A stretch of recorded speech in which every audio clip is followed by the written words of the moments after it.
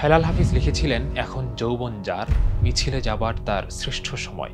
অপরদিকে ওলামায়ে কেরাম বলছেন, এখন যৌবন যার, রবের প্রিয় হবার তার শ্রেষ্ঠ সময়। কারণ নবীজি তার হাদিসে যে 5 জিনিসকে মূল্যায়ন করতে বলেছেন তার প্রথমটাই যৌবন। তিনি বলেন, বার্ধক্য আসার আগেই তোমরা যৌবনকে কাজে লাগাও। কিন্তু মিডিয়া আমাদের শেখায়, এখন যৌবন যার, নাচ গান করার তার শ্রেষ্ঠ সময়। এখন যৌবন যার, অর্থ উপার্জনের তার শ্রেষ্ঠ সময়। এখন যৌবন যার, জীবনকে উপভোগ করার তার শ্রেষ্ঠ সময়। অথচ ইসলাম আমাদের শেখায়, এখন যৌবন যার, ইবাদত করার তার শ্রেষ্ঠ সময়। এখন যৌবন যার, চিরস্থায়ী শান্তি সুখের ঠিকানা জান্নাত কিনে নেবার তার শ্রেষ্ঠ সময়। 18 থেকে 38 জীবনের এই সময়টায় মানুষের যৌন তাড়না থাকে সবচেয়ে বেশি। চোখে থাকে রঙিন চশমা, বুকের ভেতরে চলে কল্লোল, হাত পা করে উতলা। চোখ যেদিকে যায় সবকিছুকেই মনে হয় যেন ভীষণ উপভোগ্য।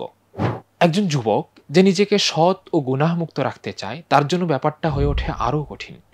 রাস্তায় বেপরদা পরিবেশ, শিক্ষাঙ্গনে সহশিক্ষা, ইন্টারনেটের রন্ধ্রে রন্ধ্রে ছড়িয়ে আছে বেহায়াপনা ও অশ্লীলতা। এমনকি সামাজিক যোগাযোগ মাধ্যমের হাত ধরেও আঘাত হানতে থাকে চরিত্র বিধ্বংসী সব উপায় উপকরণ। ফলে সব মিলিয়ে এখন যৌবন যার, বিপদ তার ঘোর আসন্ন, গুনাহের হাতছানি তার চতুর্দিক। যে যৌবন ছিল বিপুল সম্ভাবনার আধার, সেই যৌবন এখন সহস্র বিপদের পাথার।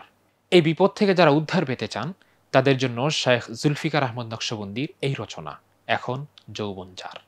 এখানে তিনি শয়তানি শক্তিগুলোর পক্ষ থেকে অশ্লীলতা ছড়ানোর নানাবিধ অপকৌশলগুলোকে খোলামেলাভাবে তুলে ধরেছেন এবং সেগুলো থেকে বেরিয়ে আসার উপায়ও তিনি আলোচনা করেছেন বড় দরদি ভাষায়। এখন যৌবন যার। অর্ডার করতে ভিজিট করুন রকমারি.com।